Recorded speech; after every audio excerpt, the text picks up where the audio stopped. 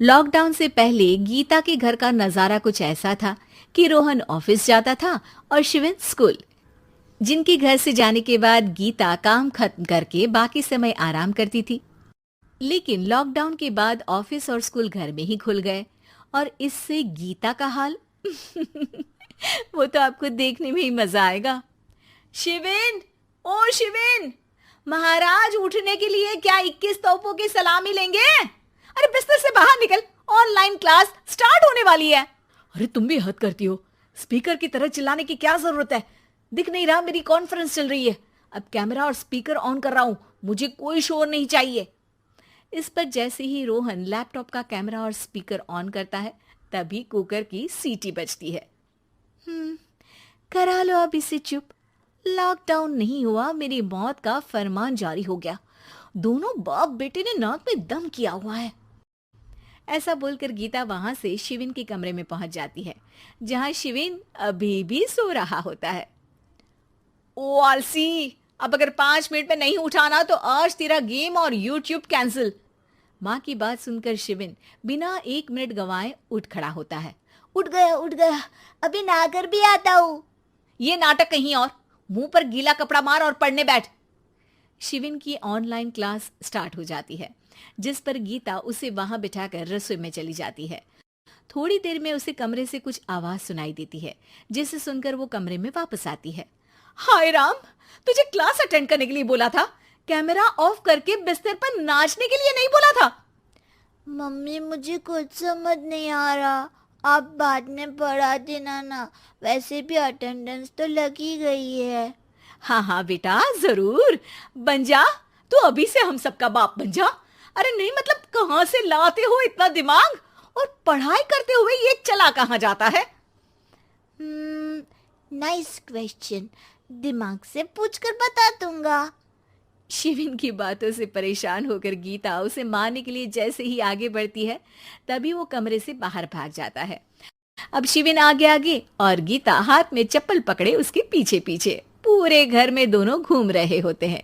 इसी बीच वो रोहन के पास पहुंच जाता है और शिविन को मारने वाली चप्पल रोहन के लैपटॉप पर जाकर गिरती है। ओए माँ! मम्मी, अब पापा को चप्पल मार रही हो?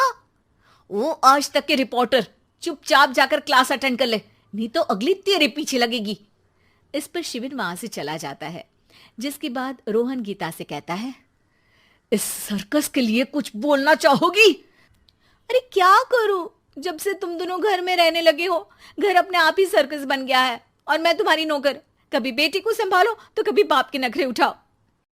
इन्हीं सब उथल पुथल में दिन बीतते रहते हैं, जिसमें हर रोज घर के अंदर कुछ नया सियप्पा खड़ा मिलता है, जो ज्यादातर शिविन और रोहन के ऑनलाइन स्कूल और ऑफिस से रिलेटेड ही होता है। एक सुबह, शिविन चल उठ, आज की क्लास जल्दी है। कैमरा ऑफ करके आप अटेंड कर लो। अरे ऐसे छित्तर पड़ेंगे, दादी नानी सब एक साथ याद आ जाएंगी। गीता की लाख मशक्कतों के बाद क्लास तो खत्म हो जाती है, लेकिन उसके बाद शिविन फोन इस्तेमाल करते हुए इंस्टाग्राम रील बनाने लगता है। रसोड़े में कौन था? तुम थी, मैं थी, कौन था? कौन था? हाँ, मैं गरीब हूँ। अरे ओ गरीब के बेटे, आजा, मैं बनाती हूँ तुझे गरीब। मैं बताती हूँ रसोड़े में कौन था। पढ़ाई करने बोलो तो इनकी माँ मर जाती है, और ये पागलपंतियां जितनी मर्जी करा लो। गीता शिविन को डांट रही होती है, तभी रोहन बीच में बोल पड़ता है। अरे बच्चा ही तो है, इतना गुस्सा क्यों कर रही हो? बेटे का साथ देने की इसी एक कोशिश में अब शिविन के साथ साथ रोहन भी गीता के गुस्से की सूली पर चढ़ जाता है। अगर बेटे पर इतना ही प्यार आ रहा है तो इसे क्लास अटेंड क्यों नहीं कराते, इसका होमवर्क क्यों नहीं कराते? उस समय तो बहुत जल्दी मीटिंग आ जाती है, वो काम मैं करूं और यहाँ इस बेफिजुली की चीज में तरफदारी करके बन जाओ महान। हे भगवान, कोई तो इनके ऑफिस और स्कूल खुलवाओ, मैं इन्हें और घर में नहीं सह सकती। अरे कुछ और मांग लेती, क्योंकि तुम्हारी ये विश इस साल तो पूरी होने से रही, कोरोना। हाय नास बेटे ने जिंदगी ही बर्बाद कर दी।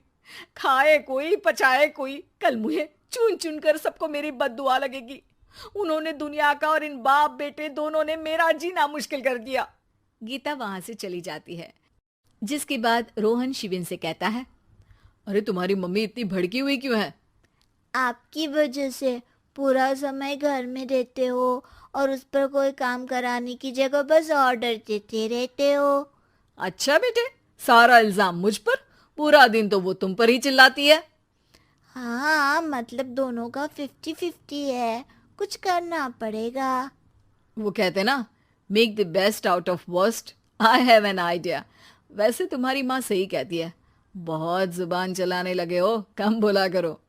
अगली सुबह रोहन और शिवेन अपनी गलती को सुधारने के लिए गीता के उठने से पहले घर का आधा काम खत्म कर देते हैं, जिसे देखकर गीता खुश हो जाती है और फिर बाकी बचा काम वो तीनों मिलकर पूरा कर लेते हैं। जिसके बाद अब वो सब मिल बांट कर हर काम में एक दूसरे की मदद करते हुए लॉकडाउन का मजा लेने लगते हैं।